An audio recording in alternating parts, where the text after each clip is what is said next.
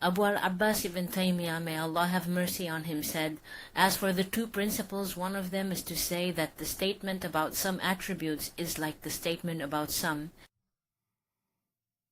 This principle is one of the most important rules in explaining the contradictions of the speakers, and it is based on the obligation.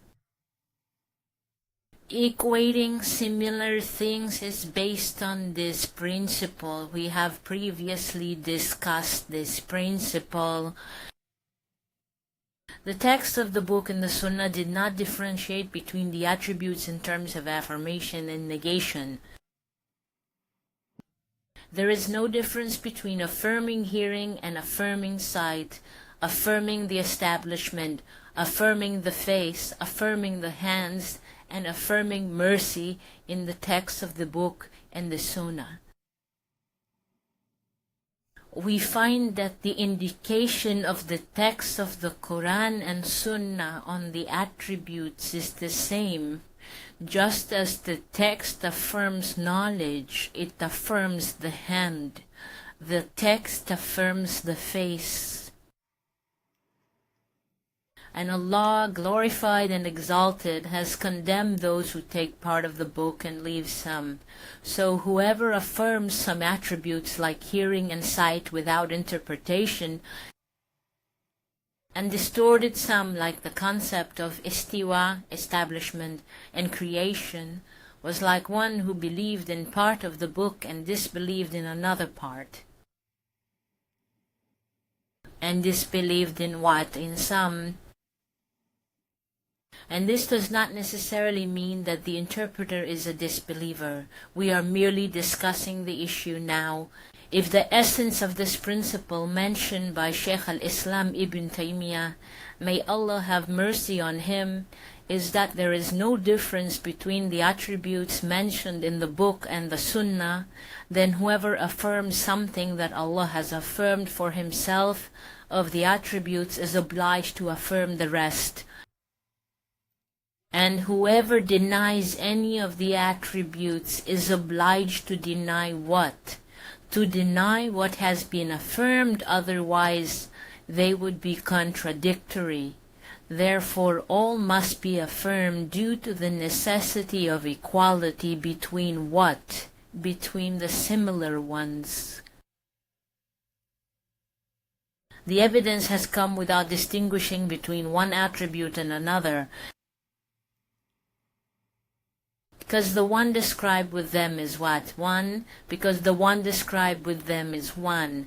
Just as the evidence described Allah, glorified and exalted, with hearing, it also described Him with mercy, without differentiating between one attribute and another. The point of this principle is that most of those who deny or affirm something indicated by the book and the Sunnah must affirm the thing due to the presence of the cause and the absence of what? The meaning. Any group among the groups that affirmed an attribute for God, it only affirmed them because there is a reason indicating their affirmation, and there is no impediment preventing their affirmation. And whoever denied any of the attributes only denied due to the presence of what? Due to the presence of a barrier or the absence of a reason. Pay attention to this. Everyone who affirms an attribute for God only does so because there is a reason to affirm it, and there is no barrier. And everyone who denied an attribute only denied it due to the presence of an impediment or the absence of a reason.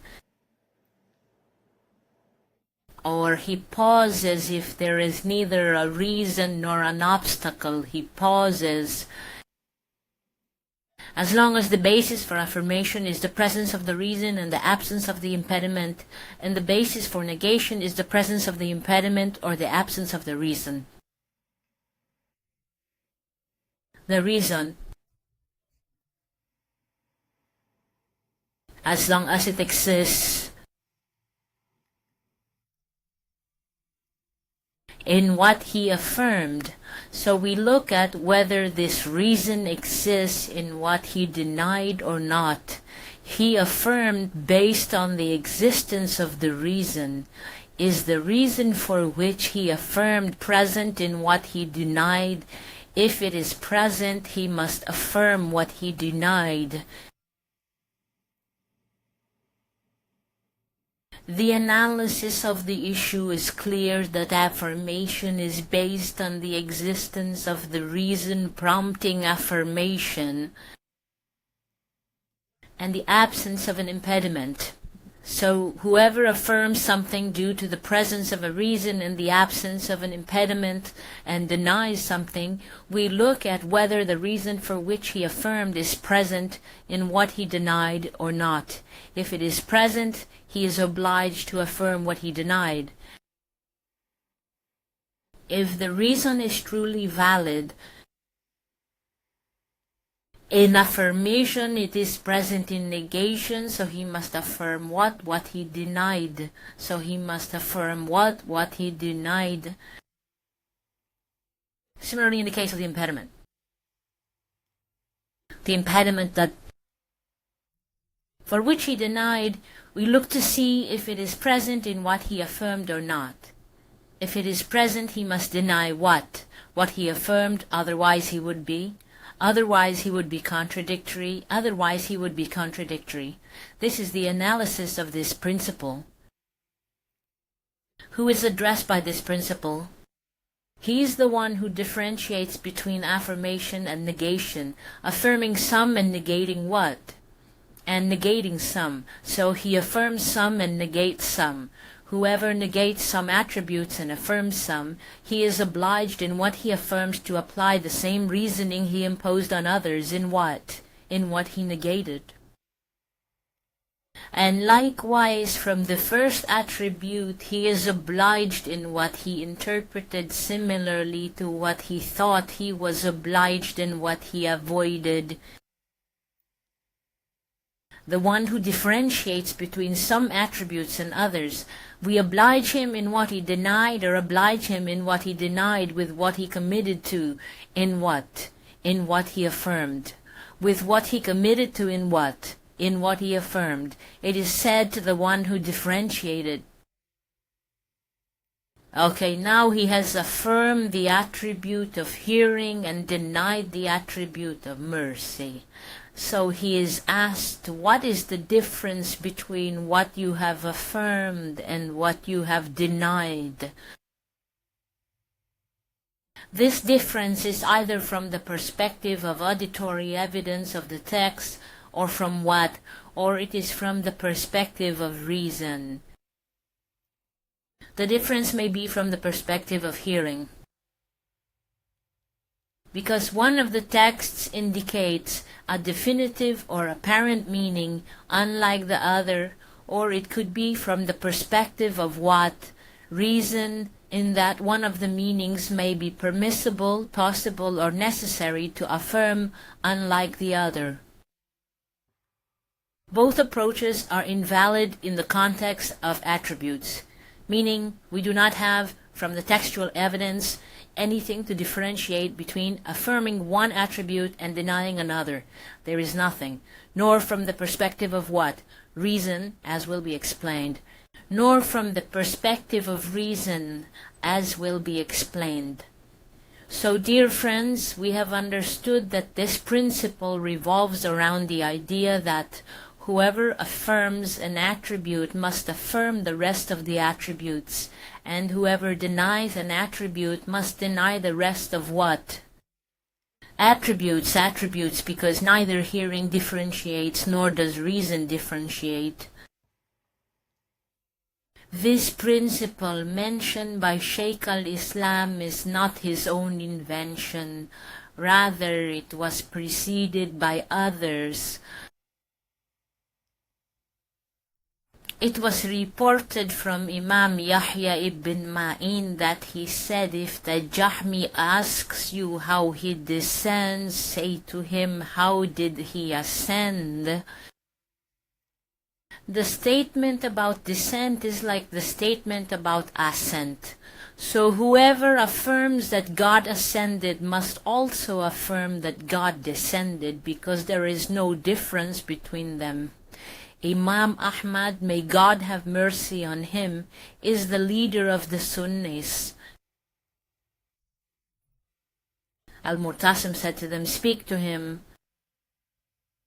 There was a debate between Imam Ahmad and the Jahmiyyah, and Al-Mu'tasim said to him, speak to him, debate him. So Abdul Rahman, one of those debating him, said to me, what do you say about the Qur'an? Is it created or not created? Is it an attribute inherent to God's essence or not? What do you say about the Qur'an? So I said to Imam Ahmad, what do you say about God's knowledge? He remained silent. Your statement about the Qur'an should be like your statement about knowledge. And this is in the sense that the statement about some attributes is like the statement about others. Similarly, Imam Ibn Abdul Bar says that the statement about the manner of descent is like the statement about the manner of rising and coming, and the argument for that is the same.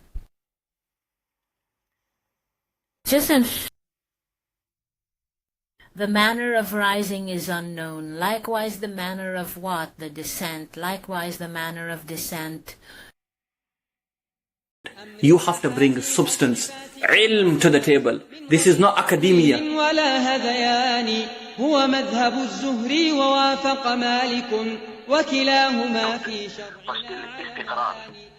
Does not befit Allah. Istiqrar, obviously in the language, it means to be established, and yeah, they say Allah is established on the arsh, because that's what the word istiwa means. Like Imam Baghawi, for example, Imam Baghawi, that's obviously, they say that that's obviously that's one of your ilzams. Like if you're saying it necessitates jism, but that's not a binding necessity. That's what they're saying, because you can do that with any sifaat of Allah. If you say Allah hears, are you saying that means the sound mixes with Allah for him to hear? I mean, it's the same thing. You can use that with any sifaat of Allah, right? No, you can't use that with the sifaat of Allah, with those sifaat of Allah. So, like, for example, if you say but it does require jism. So, for example, does Allah hear? No, so does hearing. For example, Hearing is aqwa, it doesn't require a jism. No, but here's the question I want to ask you then, because this is very, very confusing for me, Shaykh Saab. If you say Allah hears, what does He hear? If you say He hears the sounds of things, obviously sound is made of particles, and particles, the only way we can hear, or you can accept something hears, is that those particles have to be attached or mixed or go inside of you, for you to be able to comprehend them. So either Allah doesn't hear, or that He does. No, forget the sound. But that's what hearing is. Hearing is from amongst kamal. So hearing is from amongst kamal. Allah has to have kamal. So does Allah hear the sound? So hearing is aqwa. Hearing is kamal. But then does that mean Allah hears our conversation? Can He hear the words I'm saying? What are you saying? Allah can't? No, I'm asking you, that's what I'm trying to say to you, because you're talking about, it necessitates jism. But if I'm speaking, obviously out of my mouth there is word, there's vibrations, there's sound. Does Allah hear the sound? If He hears the sound, that means these particles of sound must touch Allah and mix with Him in order for Him to hear it. No. Why? Not necessarily. So then not necessarily. Allah's istiwa is jism. It's none of us, Shaykh Saab. But that's what I'm saying to you. That's fine. That's absolutely fine. But Maulana Saab, but don't you see the contradiction? Because many Deobandi kids I speak to, they're very confused and they can see it. Because look, please bear with me. Please bear with me. Because look, you just refuted yourself, Shaykh Saab. You just said it's not necessity that Allah, the sound has to mix. It's not necessity that Allah has to be a jism for him to make istiwa and istiqrar. It's the same thing. You're just choosing not to choose. Istiqrar requires jism. And hearing requires, hearing requires the particles to mix. How does anyone hear? No, it doesn't. Why not? Why not?